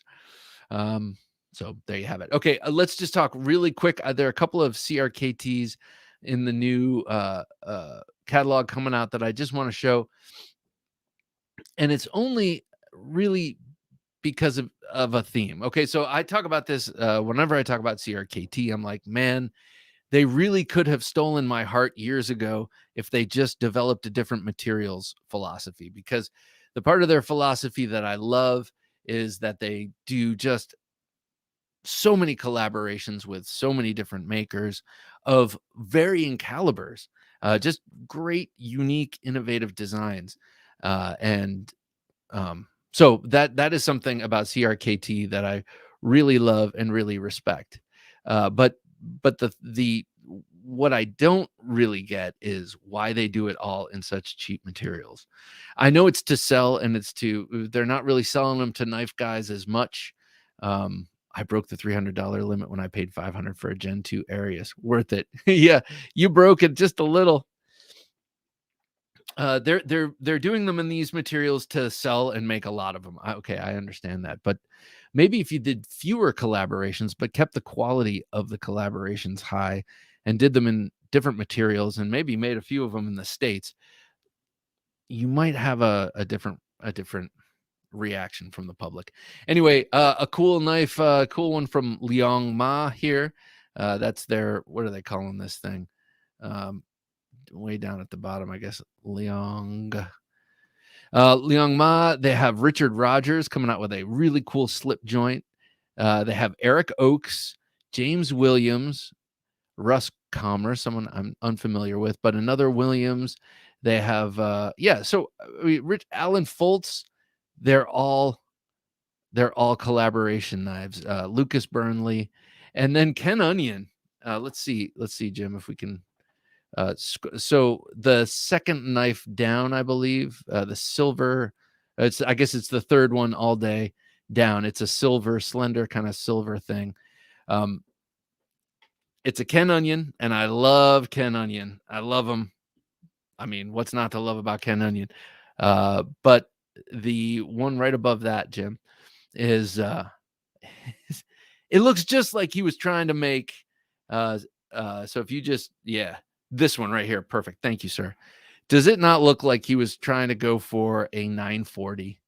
This is an ugly, boring design. I mean, Ken Onion is, I get it. I look at this and it's like, okay, Ken Onion is trying to play against type in this design because he's known for his organic lines and his curvy lines and such. And here he's obviously not employing any of that, but he's also made an ugly ass knife that is not, I mean, it looks like he's copying another ugly knife, the 940 by Benchmade. I know. I hear you. You're telling me that the 940 isn't ugly, but I'm not believing you. Yes, it's got charm, and a lot of people think it's a great knife. I'm not going to say it's not a great knife. It's just not to my taste. But this looks like, but I respect it. Okay. I respect its place in the pantheon. This just looks like a blatant attempt to cash in on the popularity of that design, while not flexing Ken Onion design chops. All right. I'm sorry. For me, I'm sitting here dissing Ken Onion like a master, but in my opinion, it's actually not his fault. It's CRKT's fault for making that. No doubt in the notebook of Ken Onion, there is at least one cooler looking knife than that thing. Walt says, I broke the 300 rule with the Wee Arrakis. I got a Richard Rogers slut for well under $300, which will probably pay for both of them in time. Yeah, no kidding. No kidding. Rogers Design Slut. Ken Onion. The Ken Onion ugly ass. All right. No one tell Ken I said that, because Ken's one of those guys who could have anyone in the knife world snuffed out like that if he needed to. Of course, that's just a rumor. Ma Hawk, that's what it is. There it is, the Liang Ma Hawk. So thank you, CRKT, for bringing Liang Ma designs within reach. But you can bring it within reach without putting it right in my face. You can make me reach for it just a touch by making it a little more expensive with better materials. What do you say? What do you say? Yeah, and then we have another Richard Rogers, and then there's a Williams. So they're all collaboration knives, almost all of them. And fine, I'm all for it. I'm all for it. If you at least, so I'm sitting here complaining, do them in better materials. But at least if they're not going to do them in better materials, the designs are still cool. Most of them, except for that Ken Onion. Ken, you should be ashamed. Just kidding. Just kidding, Ken. Joke. This slip joint is very nice. I like the look of that one. All right, people. Well, it's getting late on the East Coast. I think I'll save this pretty damn cool knife fight for a time when I'm knife fighting with someone. I don't want to waste this one on me just blabbing back and forth, because it's a good one. But I feel like tonight I love the machete. Yes. I feel like tonight, people, we've really made progress. I feel like we all expressed ourselves unabashedly, and we really opened up and showed our true selves, and I appreciate that. Ken Onion is a legend, but you can't win them all. That's right. That is 100% right. And you cannot trust an artist, designer, or someone like that who wins them all. You cannot. Sorry for the Biden-like whispering. I can't help it sometimes. Coming up Sunday, episode 282 of the Knife Junkie podcast, it's custom knife maker Josh Mason. Sorry, I'm reading Jim's text, but it's good text, good copy. That's right. Josh Mason, he goes by Bright for War on Instagram, and I got one of his handmade Hamon Haven, beautifully Japanese wrapped Quakens in a box that Tier 1 sent me a while ago. And oh my God, I was like, who made this?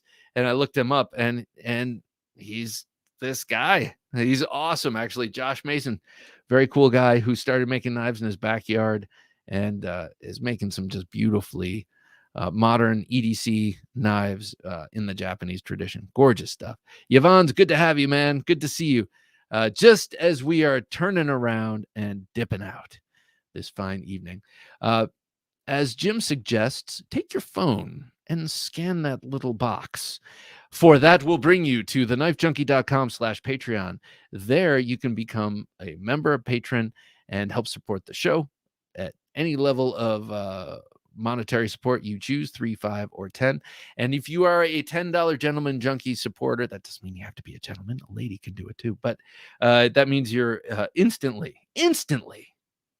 entered into a chance to win a knife. Last month, it was the Cogent. We've had a lot of really cool knives coming through here. So help us out if you're interested. And you also get interview extras, stickers, a mention on the podcast, a bunch of other stuff. Thanks, Bob and Jim, says Michael Morgan. Thank you, Michael, for showing up. It's always a pleasure. And well, thanks, guys. Thanks for letting me unload. I know you come here to unload and to say those things that you can't say to the normal people in your life. And I'm here to hear that. But thank you for hearing me. It's greatly appreciated. And thank Jim. Thank you, Jim, for working your magic behind the switcher and making everything look so very cool. We will see you all here next week, 10 p.m. Eastern Standard Time. But I also hope to see you Wednesday, and then for some of the videos in the meantime. And then, of course, Sunday. All right, we'll see you later. I'm Bob DeMarco. Until next time, saying, don't take dull for an answer.